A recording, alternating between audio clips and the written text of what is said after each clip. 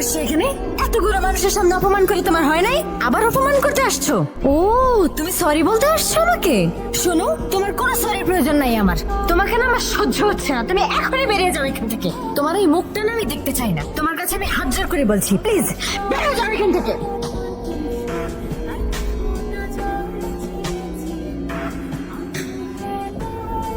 সেদিন যখন তোমার বন্ধুদের কাছে তোমার নামটা শুনলাম, আমি থেমে গিয়েছিলাম আবির। এত বছর পরেও কিভাবে একটা মানুষ এভাবে মনে রাখে? ঘুমুর রাইট। আমার বন্ধুর গার্লফ্রেন্ড হারিয়ে গেছে, তাই আমরা আসছি ওকে খুঁজতে। কি ফাইজলামি করেন? ফাইজলামি না, সত্যি বলছি। 13 বছর আগে 8 বছরের গার্লফ্রেন্ড হারিয়ে গেছে। কি কি হয়েছে তোর? ঘুমুর? হ্যাঁ, কি ঘুমুর?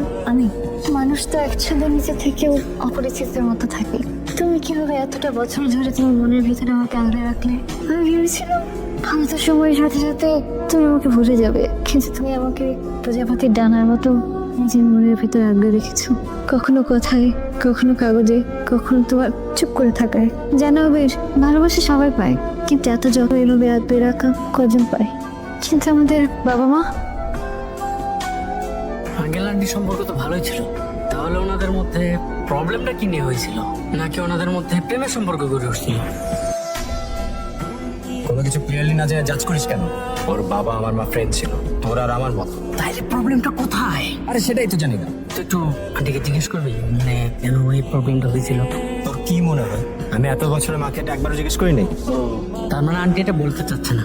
ঘুমুর, তুই তো চাইলে এই সমস্যার সমাধান দিতে পারস। তুই আজকে তোর বাবাকে গিয়ে বলবি যে আন্টির সাথে ওনার প্রবলেমটা কি হয়েছিল। তোর কি মনে হয় আমার বাবাকে জিজ্ঞেস করলে সে বলে দিবে? দেওয়ার কথাও না, কিন্তু প্রবলেমটা তো জানতে হবে রে। কিন্তু সেটা কিভাবে? আমার মাথায় একটা আইডিয়া আসছে। কি? আমার না খুব টেনশন হচ্ছে। অ্যাক্সিডেন্টের কথা বলে এখানে কে নিয়ে এসেছে?